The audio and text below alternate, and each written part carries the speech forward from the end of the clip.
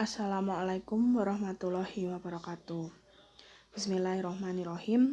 Kami dari kelompok 3 yang beranggotakan Yulia Dewi Budiani, Karmila Sari, Rodatul Fitriyah, Ahmad Tohari, dan Umi Masruroh akan menjelaskan HAM dan gender bermateri tentang isu-isu bias gender. Langsung saja materi pertama. Definisi bias gender. Bias gender adalah sesuatu yang membedakan hak perempuan dengan laki-laki dan membedakan pekerjaan yang layak untuk laki-laki maupun untuk perempuan. Perilaku bias gender muncul karena ketidakadilan gender atau gender inequality. Faktor ini diakibatkan karena sistem dan struktur sosial yang menempatkan kaum laki-laki dan perempuan pada posisi yang merugikan. Pandangan kaum feminis menegaskan bahwa munculnya konsep ini karena konsep gender dan konsep dimaknai sama oleh sistem dan struktur itu sendiri.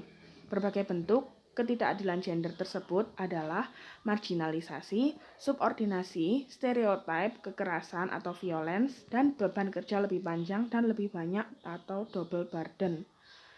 Materi selanjutnya tentang isu-isu tentang bias gender akan dilanjutkan oleh Saudari Karmila Sari. Bismillahirrohmanirrohim. Saya Karmila Sari akan melanjutkan presentasi dari Mbak Yulia Dewi. Langsung saja, yaitu isu-isu tentang bias gender.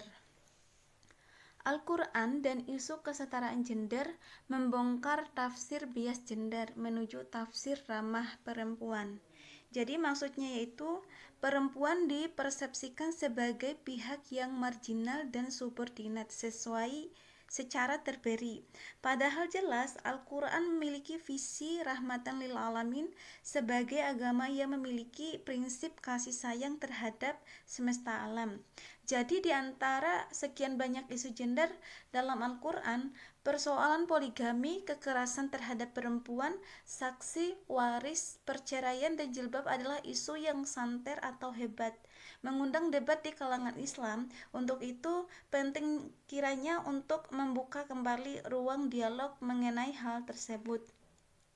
Mungkin itu saja presentasi yang dapat saya sampaikan.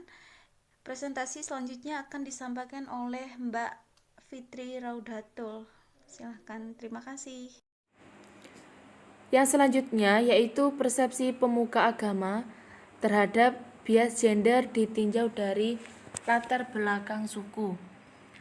Persepsi yang ditemukan pemuka agama mengenai pemahaman bias gender adalah adanya persepsi para ustadz dan ustazah yang bersuku Jawa, di mana mereka lebih banyak yang berpendapat bahwa setiap keluar rumah harus meminta izin keluar rumah kepada suaminya. Selain itu, ustadz dan ustazah dari suku Jawa lebih banyak yang menjadi pemimpin rumah tangga meskipun tidak lagi memenuhi kewajibannya memberi nafkah istrinya. Mayoritas ustadz dan ustazah dari suku Jawa dan Batak menyatakan bahwa seorang perempuan lebih lemah dari seorang laki-laki.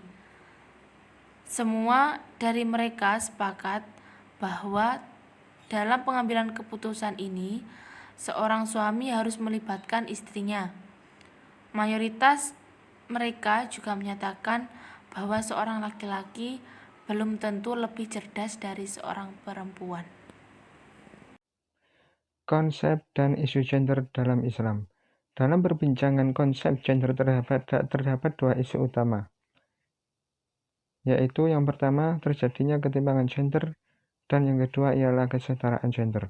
Penyebab terjadinya ketimpangan dan diskriminasi itu dipengaruhi oleh beberapa faktor, di antaranya ialah karena doktrin ajaran keagamaan, faktor budaya patriarki, faktor amalan budaya masyarakat, dan juga faktor hegemoni negara. Yang kedua ialah isu tentang adanya kesetaraan gender, yang mana hal ini dikarenakan oleh kaum feminis yang bangkit dan menyuarakan, yang mana menuntut hak-hak mereka atas nama kesetaraan di bawah naungan gender. Dan dalam Islam sendiri, yang mana Islam adalah agama yang rahmatan lil alamin, telah membawa para kaum feminis Salah satunya seperti atau contohnya yaitu kaum wanita, yang mana kaum wanita ditempatkan ke tempat yang sangat mulia, sehingga wanita sama dalam bentuk ketakwaan dan nilai ibadah di sisi Allah Subhanahu wa Ta'ala.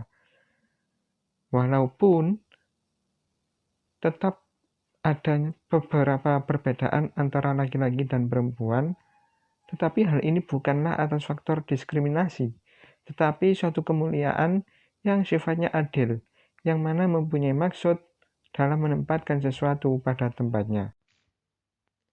Assalamualaikum warahmatullahi wabarakatuh. Saya Umi Masruroh dari kelompok 3 akan melanjutkan presentasi dari teman-teman kami. Tafsir ayat-ayat perempuan, kritik atas fatwa keagamaan, bias gender. Studi Pemikiran Hermeneutika Khalid M. Abu El-Fadil. Penafsiran ayat-ayat Al-Quran yang berkaitan dengan perempuan dapat dipahami secara kontekstual dan menunjukkan adanya kesetaraan antara laki-laki dan perempuan. Pemikiran Khalid tentang perempuan, bahwasanya perempuan itu memiliki relevansi dengan hukum Islam secara jelas melalui kerangka berpikir yang berlandaskan atas Al-Quran dan Sunnah. Penelitian di atas bahwasanya gagasan-gagasan Khalid tersebut memberikan kontribusi bagi pengembangan ilmu pengetahuan, yakni yang pertama, kontribusi keilmuan Khalid yang mendeskripsikan gagasan-gagasan tentang posisi perempuan dalam Islam yang ditampilkan dalam buku Atas Nama Tuhan. Pemikiran-pemikiran Khalid memperkaya pengetahuan dan wacana pemikiran-pemikiran hukum Islam kontemporer. Melalui buku ini, Khalid menambah wawasan kita dalam pemikiran Islam yang juga dapat diaplikasikan dalam kehidupan sehari-hari kita. Nah, yang kedua, kontribusi bagi studi hadis yang memberikan pemahaman dan pencerahan atas beragam hadis yang perlu dipahami secara tekstual dan kontekstual. Perdebatan-perdebatan terkait dengan dalil-dalil yang bersumber dari hadis hendaknya dikaji secara mendalam agar makna yang tersirat dapat tersampaikan secara tepat. Demikian presentasi dari kelompok kami. Apabila ada kekurangan, kami mohon maaf sebesar-besarnya. Jika ada yang kurang paham, silakan dipertanyakan pada kami. Sekian, terima kasih. Wassalamualaikum warahmatullahi wabarakatuh.